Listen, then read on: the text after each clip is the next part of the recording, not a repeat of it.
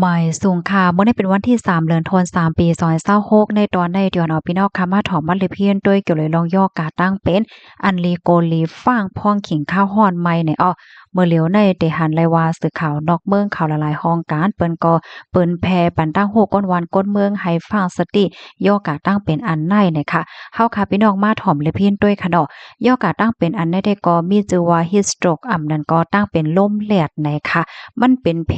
ต่อป้าอยู่หลีเฮาคาได้แต่ในขิงข้าวฮ้อนไม้ในเนี่ยค่ะ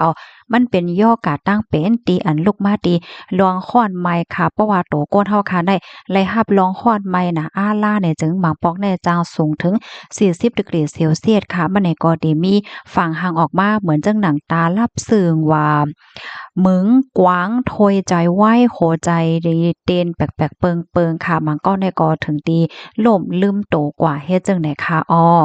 เลือเซว่าย่อกะตั้งเป็นอันในย่อคณะพ่องขิงข้าวฮ้อนไม้ในไหนยังมีตั้งเป็นต่างเจอต่างเปิงป้าเทียงลูกกวนค่ะมันดังตั้งเป็นต้องกว่าอาหาราตั้งกินเป็นก้องและจังได๋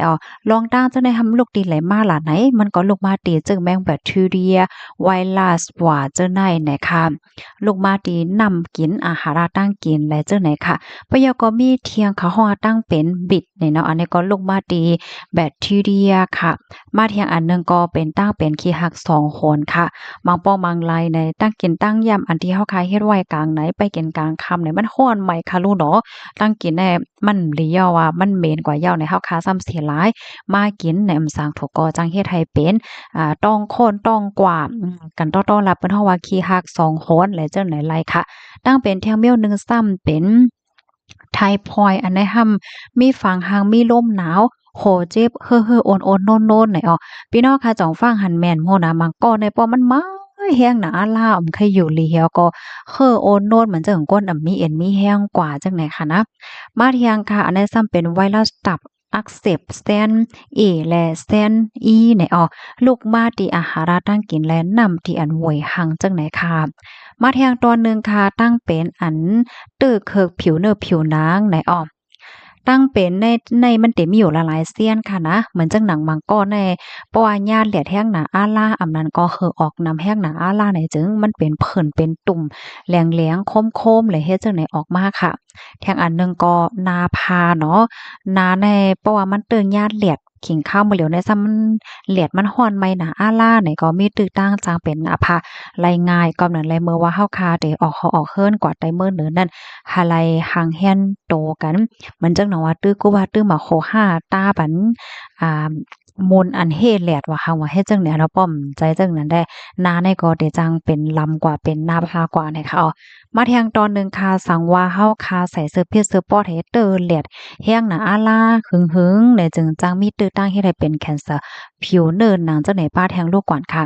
กำในเฮาคามาด้วยลอกลายแห่กลางมันค่ะกินปันน้ำตีเอสุดมัน1วันไหลใน8กอกค่ะ กินกำอิดกำอิดกุ้ยเนี่ยค่ะเนาะอำจะเลยว่ากินกำเหลียว2-3กอกให้ไหนค่ะเฮแลให้เฮาค่ะนั้นเงิ่งลองออกกว่าตั้งนอกกว่ากลางปางพ้องขิงข้าวยามตีเลียดไม่ค่อนหนาอาลา10โมงกลางวันต่อป้อถึงไว้วัน3โมงแหละเจ้าในเนี่ยค่ะเฮามาถ่อมด้วยลองตั้งลายโหย่อยยามมันเที่ยงอีกนึงเนี่ยค่ะเนาะ ข้อที่1ได้จังหนังว่ากว่าเมื่อไกลค่ะให้เฮาคากินปันนำ1วันใน7-8กอกอย่าก็ใกล้ๆกินปันเฮ็ดจังได๋คะนะอยู่ๆเหี่ยวก็กินปันโดยที่โลไลไปให้ท่องไว้เสียก่อนเพราะว่าข้อที่1เนี่ยในตัวเจ้าก็เป็นก้นติ่มพอกินนำกะหือเนี่ยค่ะเนาะเฮาโลไลใกล้ๆกินปันนำนะคะมันก็พอกินนำน่ะอาลาก็มลีอยู่ในจังว่ากว่าเมื่อไกลค่ะ1วันในกินปัน7-8กอกป่น10กอกแหละจังแนวเนาะ เพราะว่าการกินน้ำในแต่ก็มันทำเต็มด้วยเทียงว่าโตเฮาคานั้นเป้งหือน้ำหนักเฮาคามีกาหือเฮ็ดจังไหนเทียงแกน่ะว่าผัดเพ็งก้นโยโย่เฮาคาแดน่ะกิน7-8 9กอกหมอกกันนาน่ะเนาะมาแทงตอนหนึ่งค่ะเมื่อว่าเฮาคาได้ออกคอออกเฮิรนกอดไดเมอร์เหนือนั่นก็ตื้อปันหมากโขเงียบได้เหมือนจังเนาะหมากโขอันปีกมันกว้างๆหมากโขโลงๆเฮ็ดจังเนี่ยป้อมเบิ่งเฮาก็ได้มีกบค่ะนะกบเนี่ยก็เข้มน่ะเนาะหมากโขเพิงว่าจังเนี่ยค่ะ แลใส่ปันหม่านตายเฮ็ดแหลดเกาหลีป้อนแหลดมันแห้งหนาอาล่าเนี่ยมันจังเตอเคิกต่อตาเฮาได้ อำนั้นก็กังจองให้แหน่ค่ะเมื่อดีกว่าทั้งนอกเนาะมาทางข้อที่3ค่ะนงปันซื้อโคสีอ่อนสีที่มันป้อเหลียงนั้นก็สีที่มันป้อเคอแห้งหนาอาล่าจึงเนี่ยเมื่อนังเพราะว่าฮอดถึงมาเขียงข้าวฮ้อนใหม่เนี่ยเปิ้นก็ได้มีซื้อมาขายมาเหยียบทางเฮ็ดจังเนี่ยเนาะซื้อที่มันมังๆซื้อลายหมอกลายไม้อ่อนว่าสงวยให้เนี่ยเนาะที่มันป้อนัก